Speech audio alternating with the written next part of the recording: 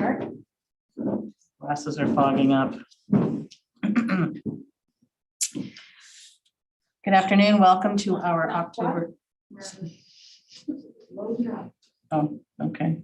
Matthew, you're not in I have an awesome seat. I was just saying that. I'm it. not on I camera. think it should be that way a little more. Jim and I, the homely members of the board, are put in the corner. Not homely, don't even. Good afternoon. Welcome to the October 12th, 2021 Curriculum Committee meeting. My name is Becky Fless. I'm chair of the board. I will ask board members please to introduce themselves. Nancy Oop, Matt Lillibridge, West Gardner. She turned the camera. Nancy Porter Brown, Randolph. Excellent. Administrative staff.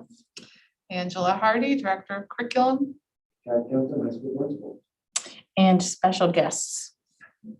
Hi, I'm Rachel Pelton, school counselor at Gardner High School. I'm Susan Folsom, school counselor at Gardner High School. Thank you very much and welcome. Thank you for being here today. First item on the agenda is GPA calculations, spring 2020 grading decision. We've had a request for a review. Angela? Okay. Terry, I'm going to plug this in so I can share my screen.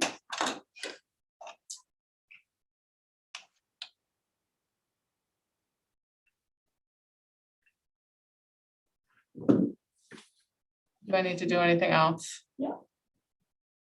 Right there. Okay, there you go. You're good. Okay, how do I make this bigger? I'll make it even bigger. It's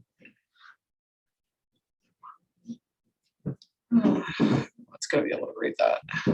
If you ladies would like to sit over here, pick a seat, any Is it okay seat. to turn one of these around? It sure is, or you Thank can you. come sit in the nice leather chair, Thank you. whatever you'd like to do. Thank you.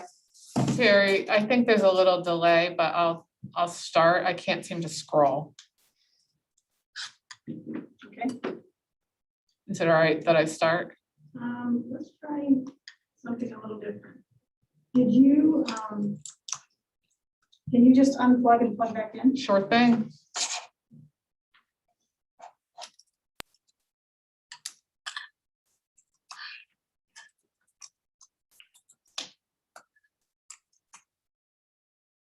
I'm plugged back in.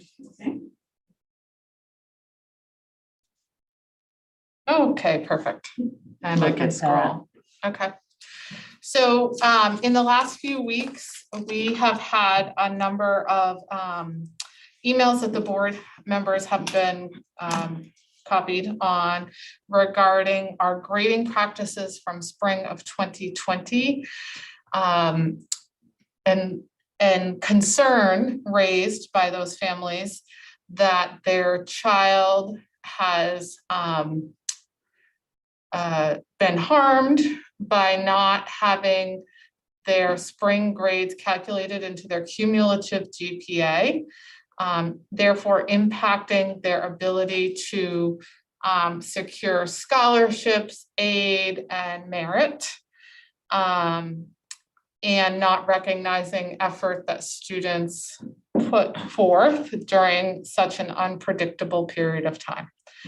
As you know, we've visited this conversation previously, but it's no surprise that we're visiting it again. Spring 2020 impacts graduating class 2020, 2021, 2022, and 2023. So we've read those correspondence closely, and I've gathered information to just provide some historical context, readdressing the concern raised by families, the impact of grading practices, sample transcripts, and a final recommendation. I'd like to share that with you and then open for discussion. And we also have our school counselors and our high school principal present in case there are questions from the board that you'd like them to respond to that might be more, they might be more readily able to respond to those than I am because they're closest to the challenge.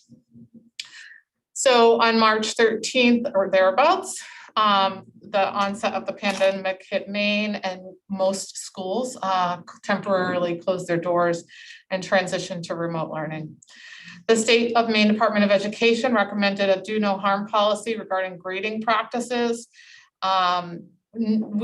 This was uncharted territory. We've never been here before. We've never provided full-on remote instruction before.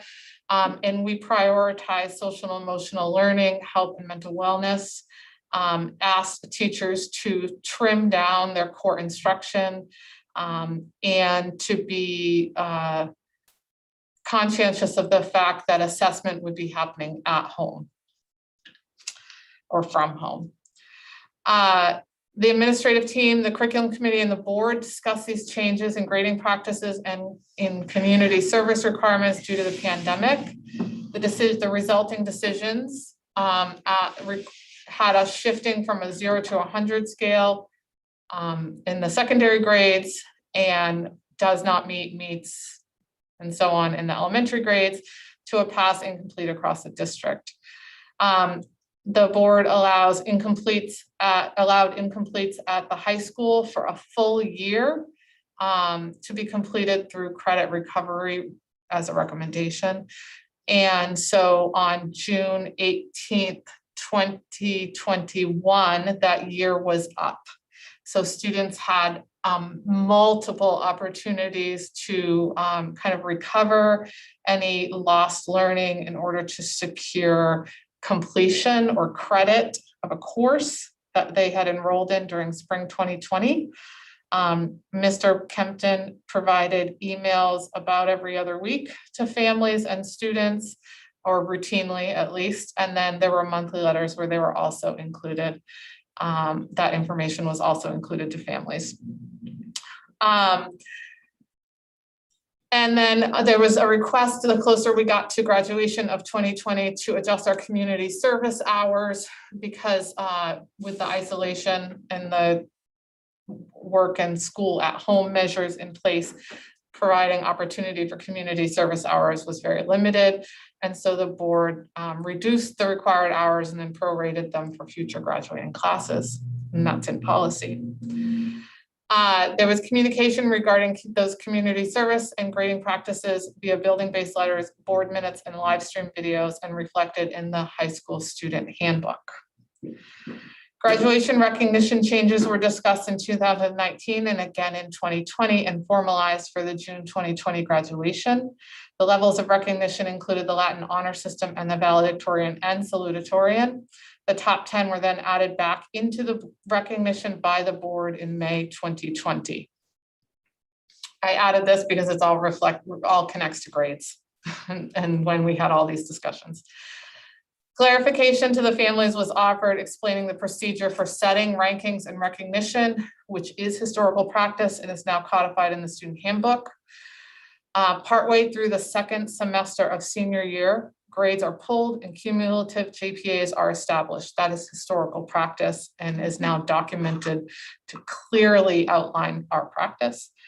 At that point, the rankings are set for recognition purposes only. At the end of the senior year, once grades close, the GPAs are run again and rankings are finalized and set within student transcripts. This may mean that some students who were recognized at graduation may not continue to hold that honor after graduation. That final semester does count for seniors. For the graduating classes of 2020, 21, 22, and 23, the spring 2020 grades will continue to reflect past and will not be calculated into the cumulative GPA per policy. This is where the concern comes up. Because we opted to have pass incomplete instead of just a pass fail, and we gave a year for incompletes, grades were reflected on the transcript as well as in the grade book. And so what's visible on the transcript during spring 2020 is both a number grade and a P or an I, although I think there should not be an I any longer because the I's were all closed out after that spring 2020. And that is definitely causing some concern and confusion. Because then by having that grade, there's the opportunity to recalculate the grade as if those grades were counted, which can help a child or not help a child or a student, I guess I should say, depending upon personal circumstances. For many of our students, that was a very unpredictable period of time. It was unpredictable for all of us. And some students were able to navigate those, that time and work through and self-regulate and manage time and complete assignments and manage to keep their grades up. And some students were not able to do that. And some of those reasons may include family dynamics, taking care of siblings in the home, work requirements for the student or the families, and mental health and wellness. And this is, of course, an unprecedented time in our lives. The concern still exists that some students therefore are not as competitive as compared to their peers when trying to work through representing themselves, let's say for colleges. So let's go to the impact of these decisions. As I said, students had a year to change an incomplete to a grade per board policy. As of June 18th, 2021, 103 students who had incompletes now have one or more failing grades represented on their transcript. Can we get the impact up on the screen? Oh, why is it not? Oh, Terry, it froze again. Okay, hang on, folks.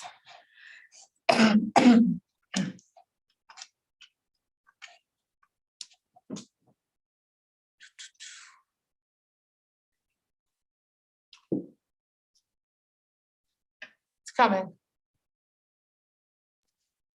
There we go. Excellent. So we had 103 students who had incompletes with one or more failing grades represented on their transcript now from the spring 2020 semester. Throughout the whole high school. Not including the graduating class of 2020 and only including the students impacted by the spring 2020 change in grading practice, which would be our current juniors and seniors, 103 students. Okay. With one or more failing grades. Chad, Mr. Kempton, I mean, how many students do we have across those two grades now? Close to 300? A little over 300. So about a third. About a third had an impact. It's like 170 something. And sophomore. Seniors? Seniors are 152. Yeah, So 320. So about a third of our students have failing grades represented from the spring 2020 semester.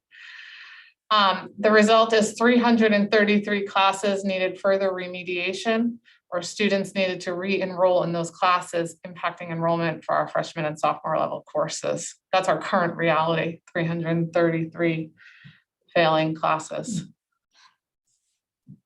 So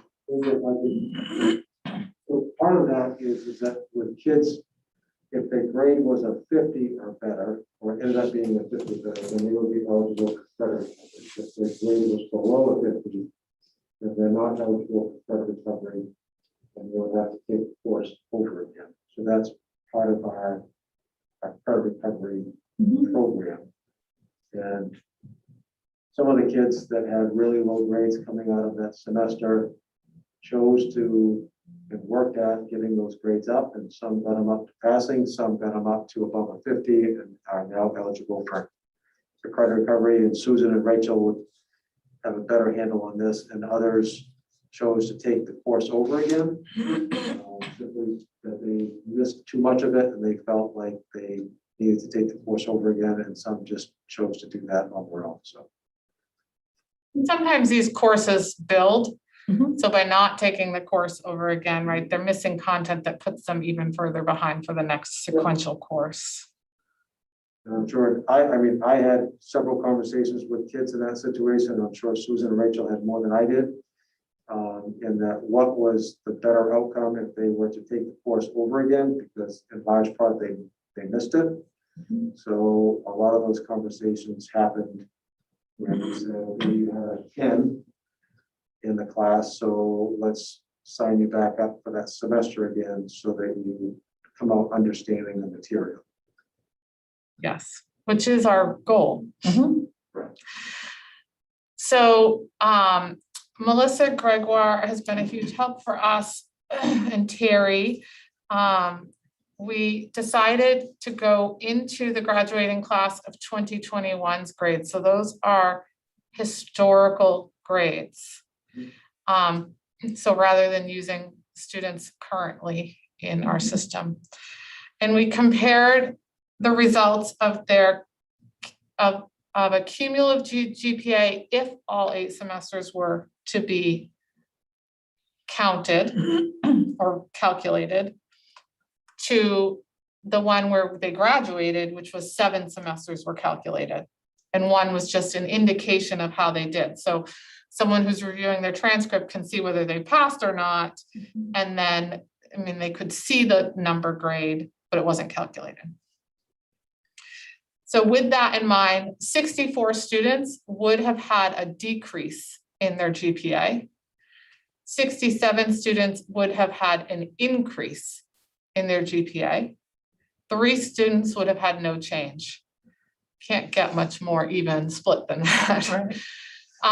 The greatest decrease would be by 5.615 points, and the greatest increase would be by 2.1768 points. Now, in addition to all of this, we can't actually go back and change archived grades. So these students have graduated, we've established their transcript. We aren't to go back and change their transcript. So we followed and created their transcript based on policy. So that's the situation we're in currently. So as a board, we were trying to navigate the situation with what's the least amount of harm to students. Also knowing that the instruction for that period of time was markedly different than it would have been if we didn't have a pandemic. So therefore, teaching, learning, assessing were very different. The amount of content people moved through was very different. And that systems all over this country have documented what practices they put into place during the pandemic. So on that note, there are transcripts, and just to show you, hopefully this will click okay. We're gonna find out. Terry, how do I change screens? What do you mean? Like if I'm clicking a link open, Looks like it goes up again. is that what It happened? doesn't look like you're moving at all. Okay, we'll just keep unplugging and plugging. It's fine. We're supposed to be having a new HDMI cable come. Okay, We that's keep fine. plugging away. what we're We doing. keep plugging away. I won't show you all of the links, but I will ensure you see a few so you understand what we're talking about. Okay, so here's the Gardner Area High School transcript. And what's circled is just, that's the spring semester. So you have semester 1 over here and semester 2 over here. And this is, you can't see the student. We don't know who this student is. But their grades, their letter grades show up, and the difference is this semester is represented. And we do have language indicating that this semester, this circled semester, is not calculated in the cumulative GPA on the school profile, which is attached with any transcript that goes out. Make note of that because I have a recommendation regarding that. When looking at other area schools, I'll make it bigger.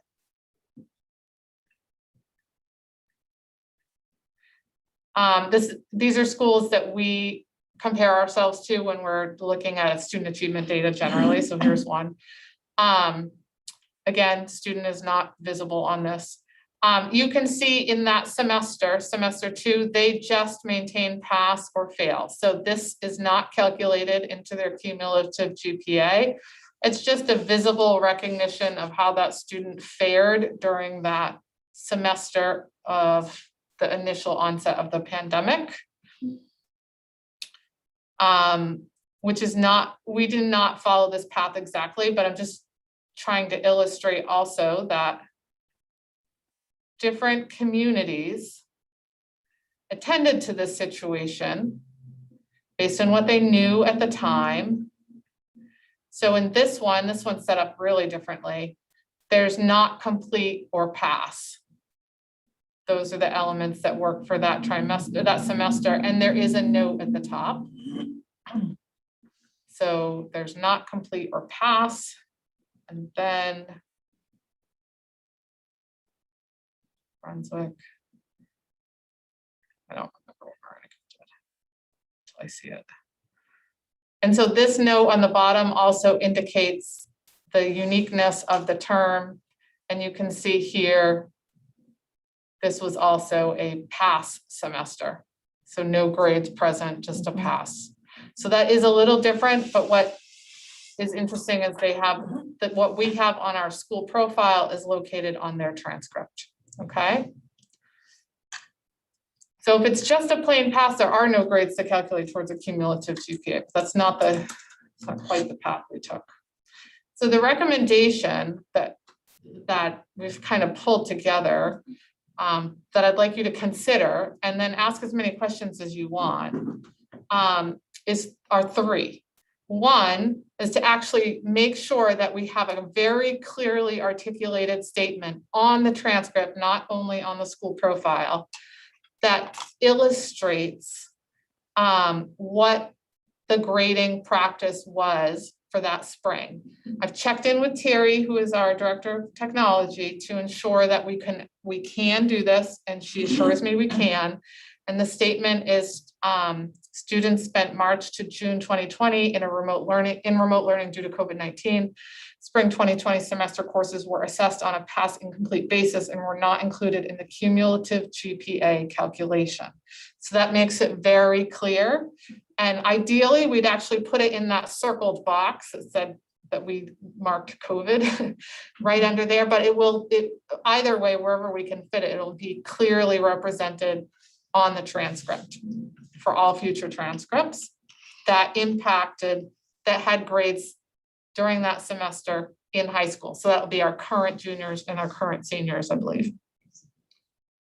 Additionally, we would like to offer that for families who request it, the school counseling office can write a letter. They have sort of a template that they can use that we've gone through to be added to any college application process or other application if there's a workforce application that needs some additional information that outlines our grading practices and provides a district approved calculation of the cumulative GPA if the spring 2020 semester was included on the transcript. The reason it would be important that it came from our school letterhead and was approved through the principal and the school counselor's office is that we do weight some of our grades. And so just running the grades through on a traditional manner, what one parent might consider the cumulative GPA might not actually be the cumulative GPA. It could be higher or lower because certain courses receive different weights. Honors receives a weight and AP receives a different weight, and that changes the calculations, and we kind of have a formula which we have to go through to determine that. So that's why it says district approved calculation of the cumulative GPA. We've talked about the workload on this, and they think it could be manageable. And then the last piece is that depending upon the outcome of this meeting, and if there's any other changes, any other meetings that need to be attended to, that Mr. Kempton and I would craft a communication just one more time, clarifying everything that's already in our handbook, but just in a clear, concise, and friendly manner that outlines kind of where we're at in terms of the spring grading, that terms grading, the community service hours, what, if you approve a transcript change, what that would look like, and a reminder about our academic recognition practices. So those are the 3 recommendations coming out of this dilemma that's, you know, a real challenge for some families. And there's an equity lens with all of this, right? If we do something for some families, you have to do it for all families. We, you know, if for all students in the system, if we can't just say we're going to take the top 25 students and calculate their GPAs and therefore not calculate other people's GPAs. That's not equitable, and it's not it doesn't illustrate any consistency, and it will dilute our reputation for sure with workplaces and post-secondary education. And that's something we have to consider as well. Are you done showing? Yes, I am done showing, so we can now show people. Should I unplug then? Yeah, absolutely. Okay. I'm sure this has brought up some questions that you might want to ask. Me or our school counselors or our principal. I'll go first. Okay. I agree with the recommendations. The key phrase being for families who request. Obviously, we would make it available to everybody if the people who have to do all the calculations and everything, you guys aren't going to be overwhelmed with 130 new requests type of thing. And for someone who might think that an A in phys ed is the same as an A in English, you know, it could be a little bit of a shock to the system, but it makes sense. But is this going to be a problem for the next 3 years because of everyone who was in the high school last year? So Potentially. we have those grades already calculated for the following classes that had that spring COVID semester that they were at the high school. Mhm. The ones that came in, our freshman and sophomore classes, they don't have to have COVID calculations. So for us, we have the junior, senior already calculations that we're ready to provide for people Okay, as they need to be. so the hard work's already been done. Yeah. Isn't it a little late to be applying to colleges too? A little late. Yeah. Oh, we're in the throes of it. Okay. Yeah. October is our big push month. Yeah. Love it. And the FAFSA just opened up in October, and so October 1st. people have a lot on their mind about financial commitments to schools, I'm sure. And some of that's merit-based, which would be tied to grades.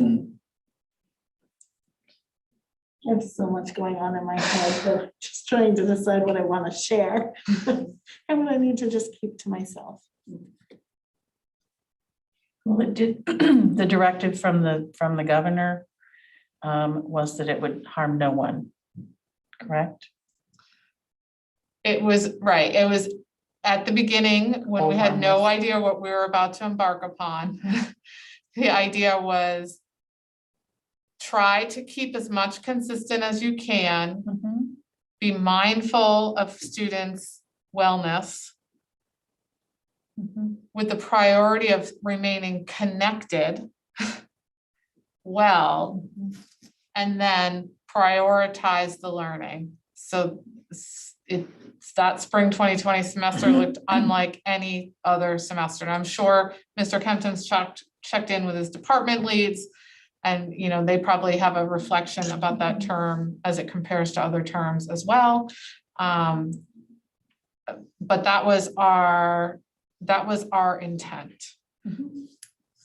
So if someone was a straight A student normally, and they had the COVID semester and they squeaked by with a 70, so they got a pass. And I'm just pulling these numbers out of my head. It would be punitive for them to want a recalculation. So I Right. don't understand if the work's already been done and we're not out to,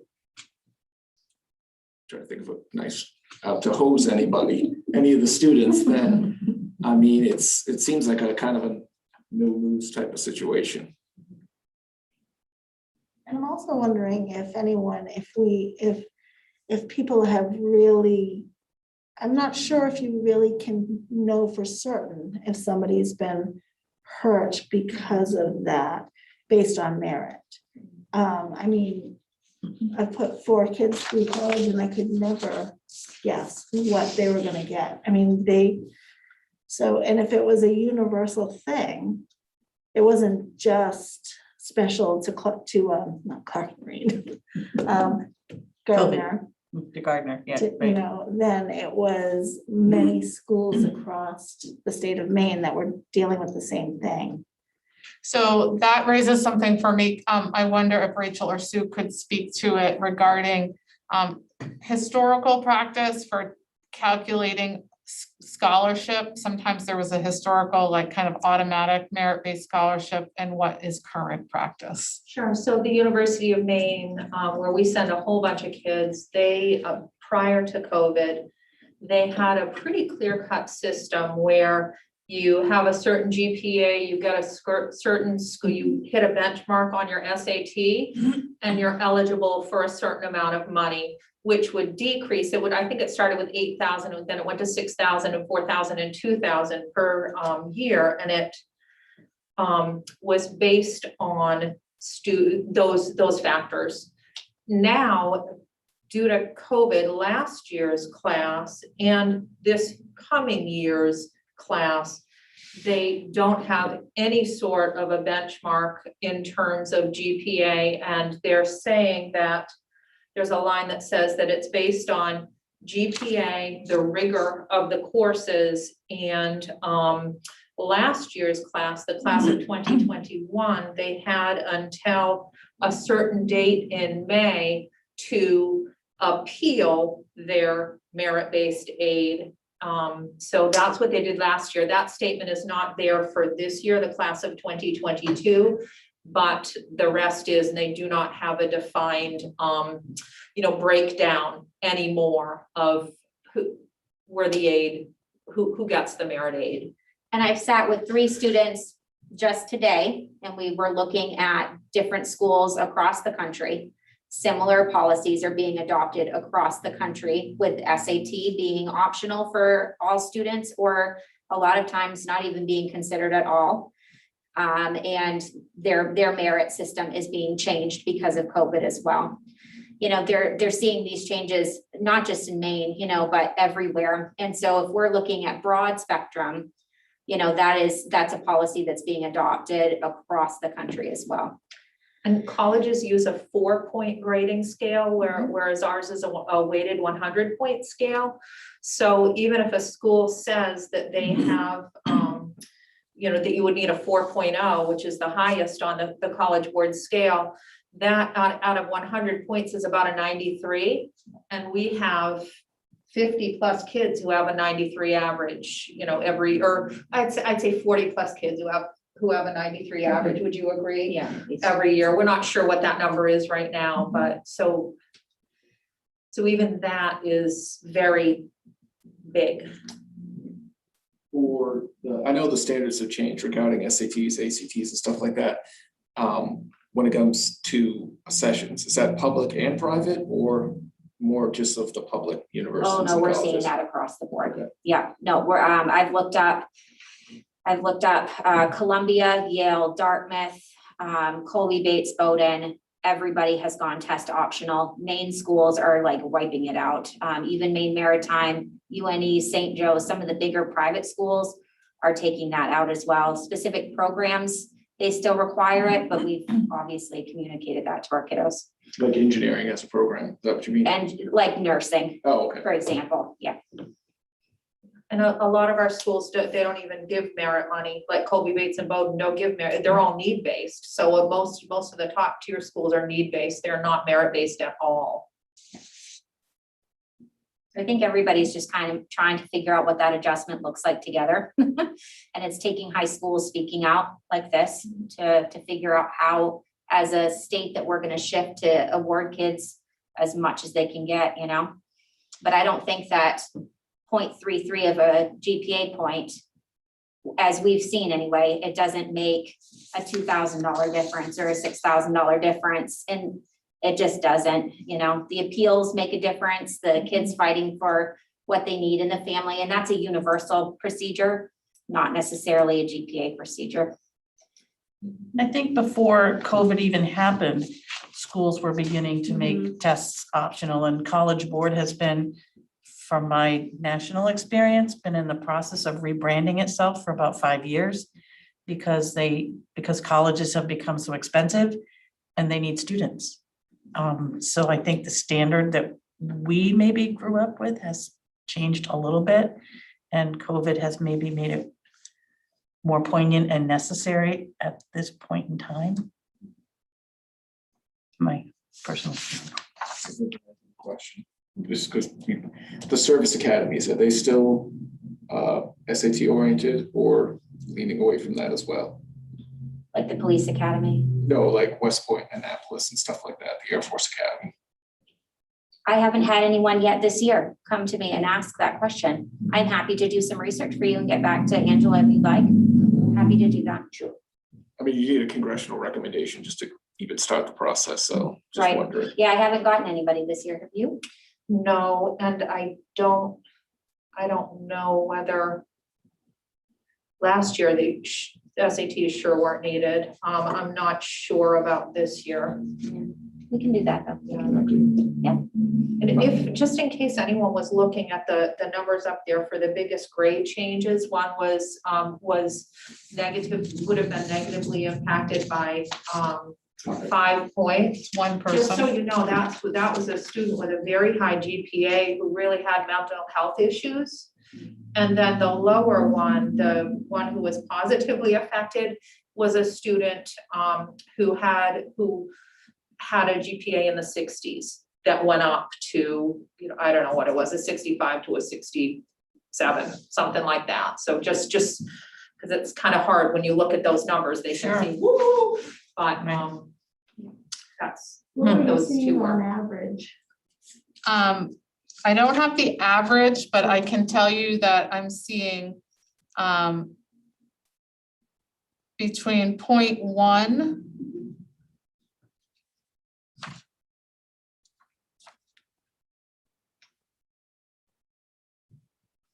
a lot of that. To 0.4 or 5 more. I mean, we could do a mode and mean, but I don't have that right off the top of my head. It is, there are a few students who have 1 point to 1.4 points. Has anyone who appealed their financial award been rejected? As is the case most years, but there are certain students that will be rejected, but that the financial aid offices take a lot into consideration about who is financially more needy than others. But I've written lots of letters where students have gotten good money out of it too. So I think that it's probably about the same. And in this period of time especially, has it? They've gotten the money. And I guess that's the point I'd like to make, is if you guys are willing to go to bat for them, We do. That's, for no, that's students what every we, year. right. which I know that's what you guys do. I know Love that's that, exactly what you do. Yeah, in the spring, when those financial aid packages are awarded, you know, if the kids we offer days that they can come in and talk to us about what that actually means for them. And, you know, we can break it down so that the students can really understand what is a loan versus what's a grant and all of that good stuff. And if they feel like, you know, they really are needing more, then we talk to them about what the appeal process looks like. But every school is a little different. And counselors from across the country will write letters and advocate for students, as well as, you know, parents and families are advocating for that. So we're just kind of getting in on that boat. And we're probably not alone in this decision-making for this period of time. Right, no. This is happening everywhere, I would imagine. The part that challenges me personally, I think, is we've graduated a class following this policy. And if we change course, then there's a change in practice from one graduating class to the other under similar semester circumstances. And you know, we have had this same conversation previously. We have more data to share this time. We've been spending more time looking, and we're taking this very seriously. You know, different members of our staff who have access to different parts of the system have really done the calculations to make sure we truly understand the impact. I know it's hard to have those one-on-one conversations if it's not the outcome that a family desires, but I think that that's why that letter with that addendum to the transcript, the notation on the transcript to be very clear to community, to whomever they're sending these transcripts to, a service organization or a workforce or post-secondary education, that we're doing our very best to communicate. But ultimately, it's, you know, your decision to. Based to on your consider. recommendations, are we making a change to policy? No, it Okay. would just be a change in communication, Okay. but not in policy. Well, someone's gonna be upset, whatever we do, Yes, so you can't please everybody. And I think that we did the best we could. I mean, we could not have seen every way that our decision was going to impact each individual. We just had to make decisions based on what we knew at the time. I support your recommendation. I'm guessing it impacted the class of 2020, and we're not even talking about those kids because they had the same. But they had already been accepted to colleges. They had already Right. received their financial aid packages by January, February. Hopefully. So by the time that March hit, all they needed to do was pass those classes. And they had already had their plans firmly, you know, something I hope laid that's out. true for all of them. Right, I right. hope it is, but it might not be. But anyway, I agree with what you're doing, and there's not a criticism in there for me. Please oh, don't take it's it. fine. Open Because dialogue. there's no criticism there. I just think this is an impact we didn't expect. And I firmly believe that if we're gonna change the policy, if it could hurt anyone, I don't think we should change the policy. And you can't just change the policy for the kids that would benefit. We can't do that. That's not right. Exactly. That's not equitable at So I all. don't understand what the problem is. I mean, like I said, some people are always gonna be complaining. Well, I'm and sure it's a parent's right, and it's something they should do to advocate for their child. And Mhm. they're, you know, they are trying to advocate for their children to do, you know, to ensure that they have the best possible chance of success, either academically or financially, for their future. And so this is one avenue where they're asking us to, you know, look at our decision-making practices, and see if there's an opportunity to make a change to change course. And we certainly have taken the time to look Mhm. back at our decision-making practices. And you know, I've reviewed minutes and videos to ensure that historical context is accurate. And, you know, and consulted with the principal and the school counseling office and director of technology to ensure that we're moving through each of the points that the parents have raised. And then ultimately, it's a decision for the board to decide, are you staying with the decision made first? Are are you willing to support the recommendations made? And, and then go from there. And we have enough to vote? Yes, you have a quorum. So just to summarize for myself. The problem's been raised, it's been addressed exhaustively with number crunching and research and all that other stuff to try to address the problem. That's a true statement. It's a true statement. Okay, and your recommendation is still taking all those things into account and trying to do the best thing possible for any students that are affected by grade changes. Yes, by becoming more transparent on our transcript with our communication, Mhm. and by offering an addendum to a student's transcript upon request. And offering to recalculate their passes. With Okay. district approved cumulative GPA to include spring 2020. I think the staff of the high school and the staff of the district has done the most they possibly can. So I would support, do we make a motion to Yes, support the recommendations?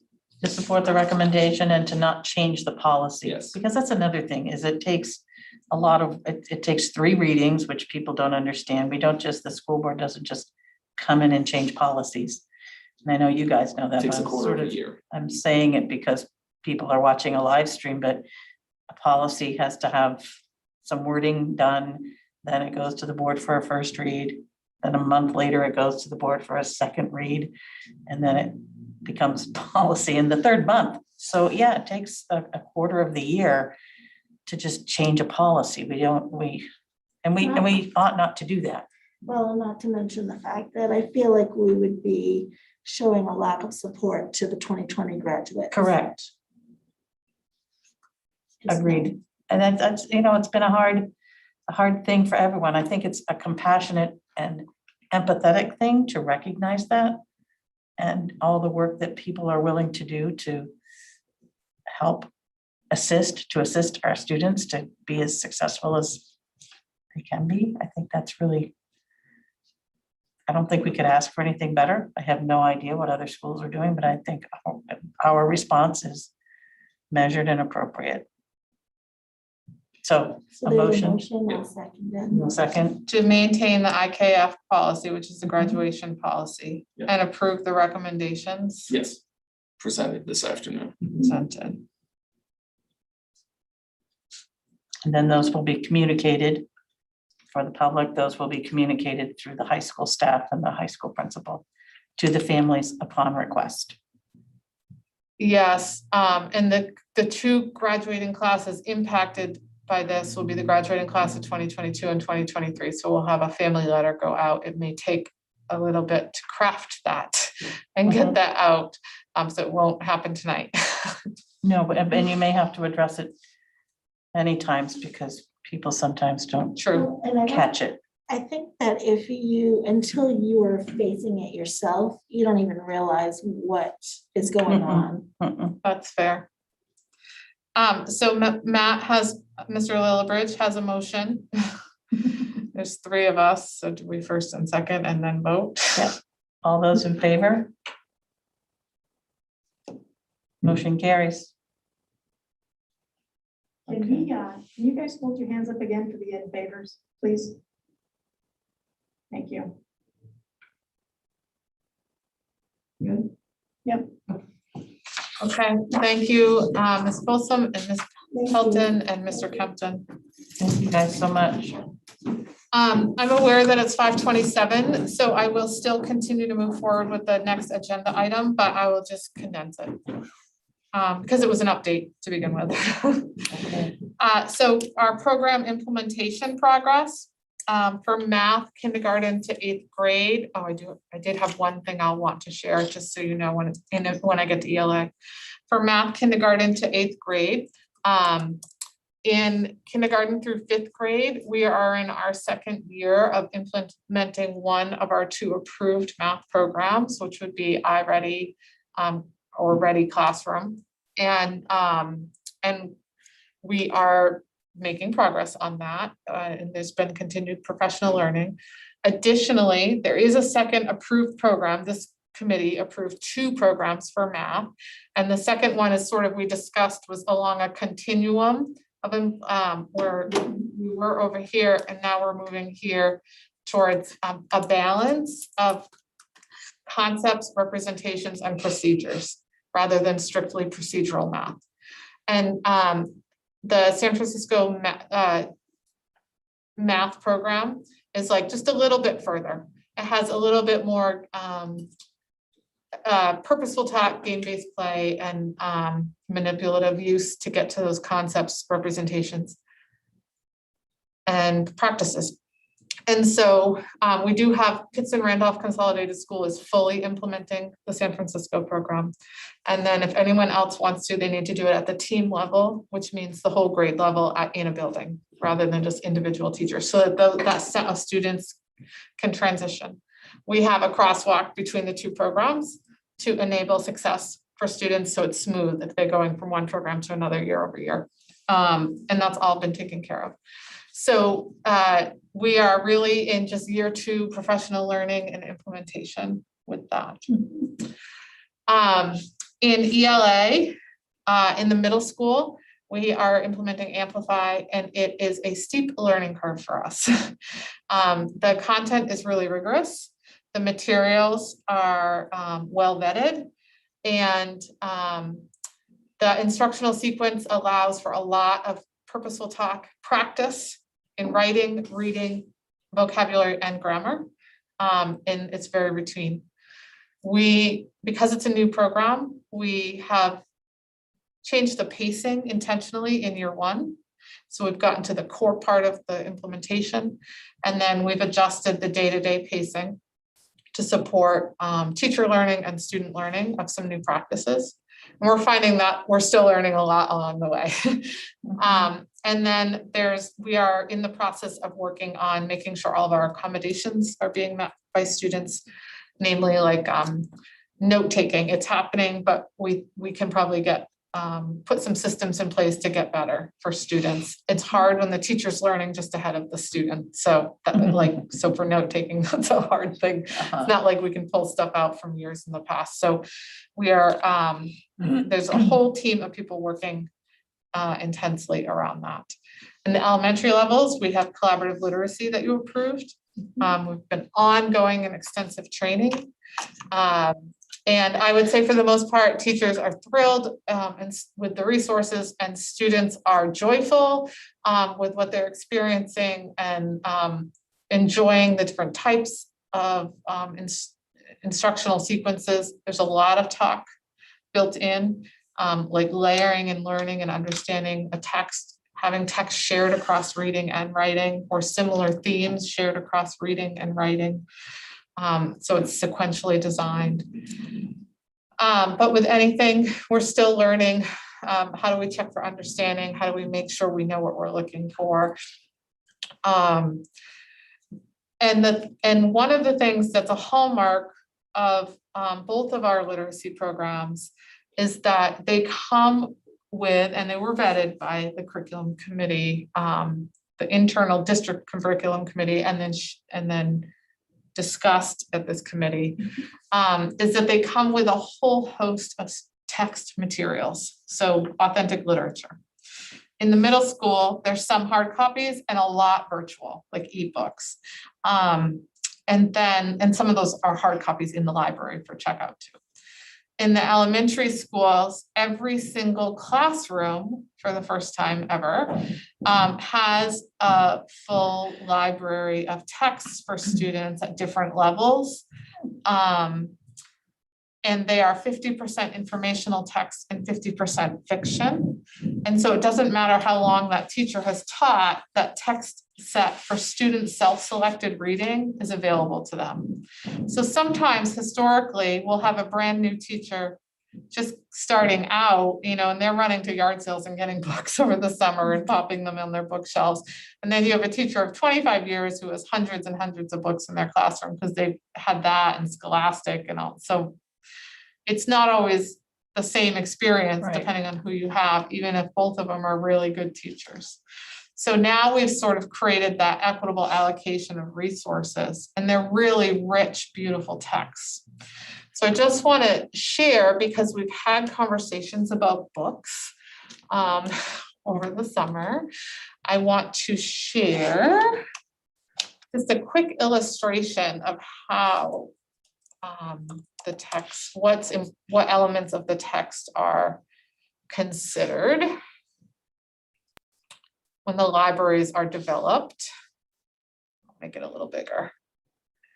I won't read all this word for word, but the goal is, just as I have said all last year and the year before, what we want is to make sure that our students have access to materials that reflect people, places, roles or jobs that are present in our local communities as well as our global community. We don't know where our students will go. We don't know who they will be interacting with in their lives. And we want to make sure that if we're remaining in our small towns, that students are exposed to lots of different types of people and experiences. And we don't get to go on a lot of field trips to get to those experiences. So sometimes we do that through literature.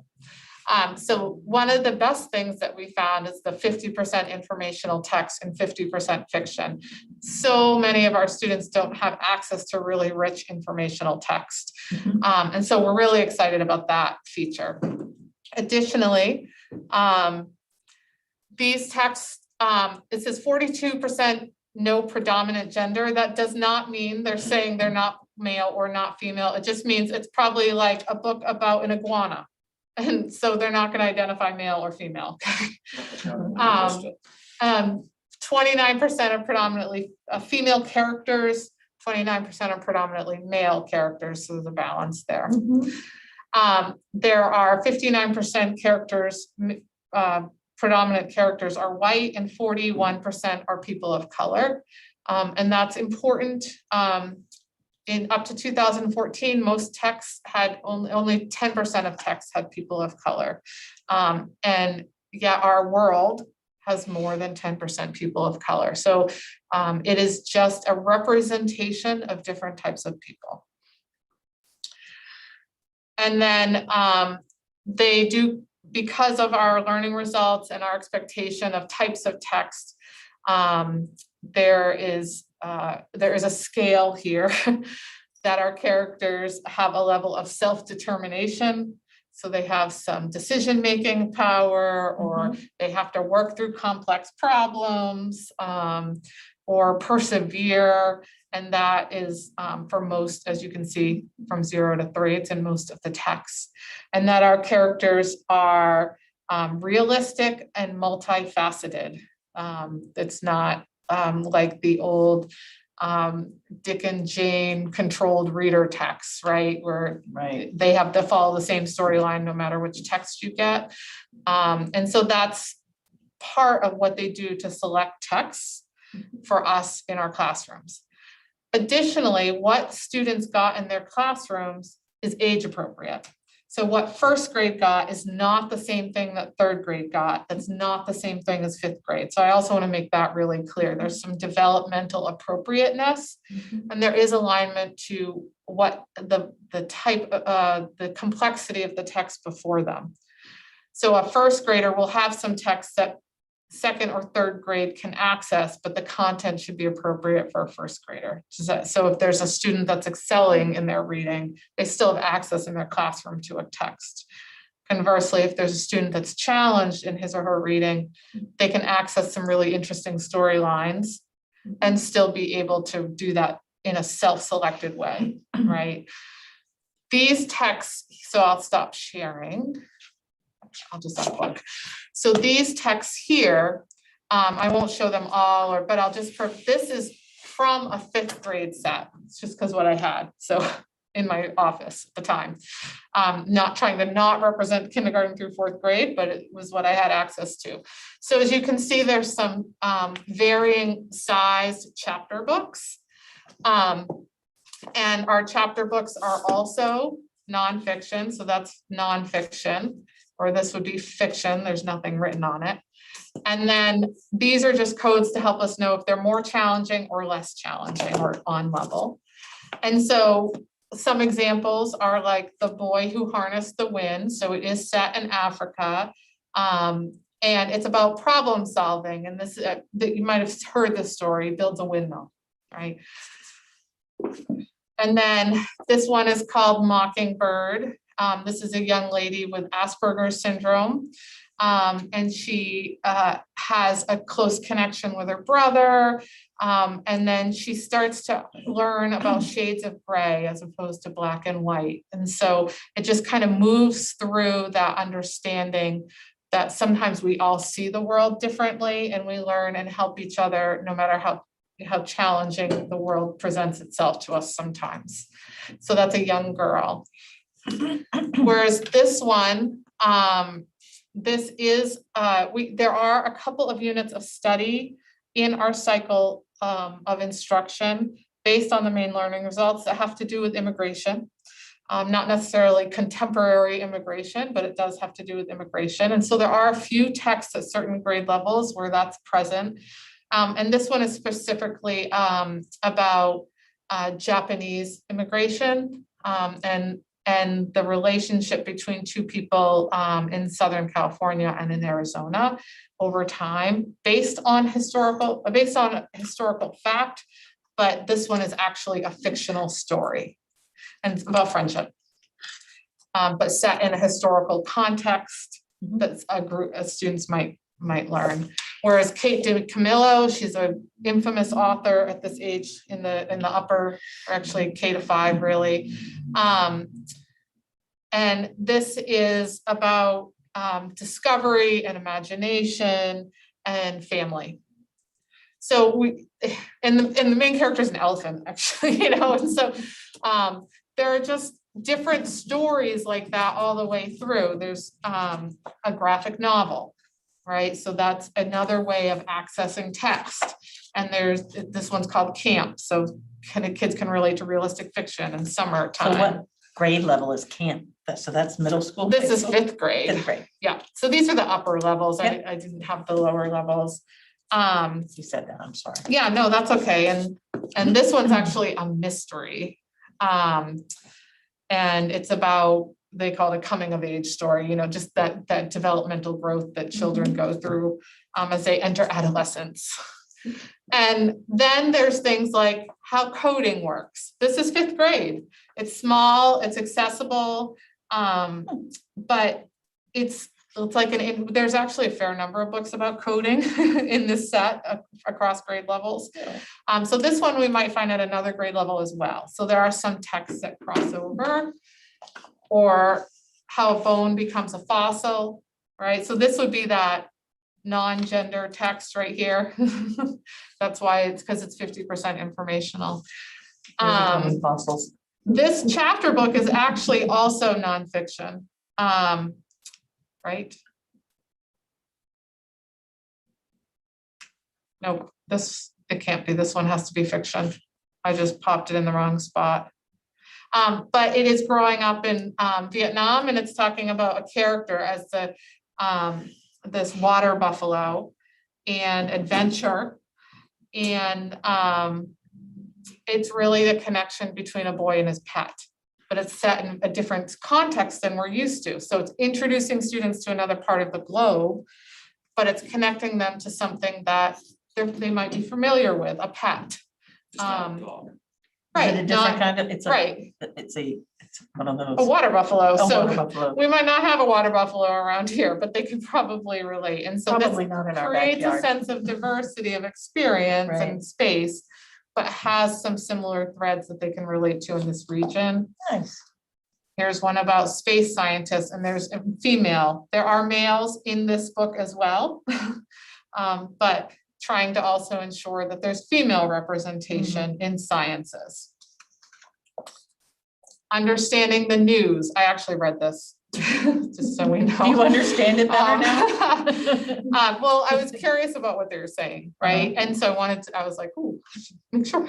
But it really is about different types of news, print and social media, questions to ask, but it's student friendly. It gives you, sometimes it gives you a prompt, which like this one, there are different headlines here. What's real? How would you know? What do you look for? So there's no reference to any particular news site or agency, or it's it's a very focused text and series. Trailblazing Women Pilots of World War II. We actually have a lot of World War II books in our district, especially at the middle school level where they do a study in that region. So this might be a nice introduction for a fifth grader before going up. And this just, there was another World War II one I saw, but I didn't grab it, that wasn't women, but this one has happened to be women pilots. And then like this one is tracking trash. And so, and this is actually more about the movement of trash across like oceans and regions, and how they know and what studies they've done. There's mapping and photography, and then what contraptions they've created to capture it and the impact on animals. So it's called Scientists in the Field. So there are different topics, and sometimes there might be a topic that a family, these are student self-selected texts. No one's expecting or requiring any student to read them. And there sometimes might be a topic, just like when you go to the library, that you pick up the book and you might bring it home to read, and someone says, what? I don't know if I'm comfortable with you reading, that topic yet, or about that dynamic, or about that place. And that's where, if that's true, if that happens, parents should just reach out to their teacher and have a conversation. Email, phone, whatever works best, and build a relationship. But again, these are self-selected texts, and just like at a library, students may select a text that is different from what they usually read. And so, or their friend might pick a text that they wouldn't pick, and they may have conversations about it. But all of them have gone through a vetted process to ensure they have text complexity and language is appropriate for the age. And that, if it's content related, it's content that we would want to work through in our learning spaces. But I just thought I'd put that out there, that there are texts about, Back in school. yeah, there are texts about Right. males and females and people of different color and different places in the world and topics that we do Mhm. study. And if you're curious, we're working on putting them all into a spreadsheet so that we have them on all these papers, and we're trying to get them into a spreadsheet so it's a little more trackable by grade level. I My just- problem is my kids would bring home books that I didn't really know which direction it was gonna go, and so we read it together. Yes, I have had that too. It helped have a conversation, and it just maybe helped me understand maybe the book wasn't what I thought it was. Yep. And it's just like a TV show, right? Sometimes nowadays, especially where everything's streamed, I know my kid will start trying to watch something and I'm like, wait a minute. So I'll either go watch it ahead of time or we'll be sitting down together and watching it. Because sometimes something comes up that you're not really ready to talk about, but it gives you time and space to process together. And different families will handle that differently, and that's their right. But I did want to just make sure you know that because we're providing texts, I wanted to make sure you recognize that I followed through on that. Like we're going to make sure our texts are, if we can't go places and do things, we're at least exposing students to opportunities just like the library does. And that's where we're at. Oh, and social studies at the middle school. We are still waiting for our social studies 6th grade books to come in. Oh, wow. Yes, they've been on back order and on back order, and I have some really exciting news. What? Our 7th and 8th grade MLTI laptop showed up today. Yay. that is exciting. Oh, that's great. So laptops going home will. Like Chromebooks? Yeah, our 6th grade teachers have been fantastic. They're all new for social studies. But Oh, the first units of study are focused on main studies. and the integration of Native American studies. And so we weren't using those textbooks for that purpose anyway. We're using alternate sources. And so they have done a beautiful job building their units of study around these alternate sources. And so far, we're in good shape. But I'm hoping they'll come in any day. So when they start moving into their world studies and world history, they'll have those resources available. Are they having a shortage of printed Yes, materials? yes, Everything's gone backward. and Oh, I they're get it. getting printed at a shipping, at a printing center, and they're being shipped directly from the printing center as soon as they come off the press. Whenever that may be. I think it's supposed to be any day. So that's where we're at. Just wanted to make sure. Mhm. Okay, thank you very much. We are adjourned then. And the time is, It is 5:48. oh my goodness. We started 9 minutes late and we ended 18 minutes late. So we're a 9.9 point differential. We're getting there. We're doing it. Thank Well, you. thank you for all this. I was on the phone with somebody from my credit card merchant Oh.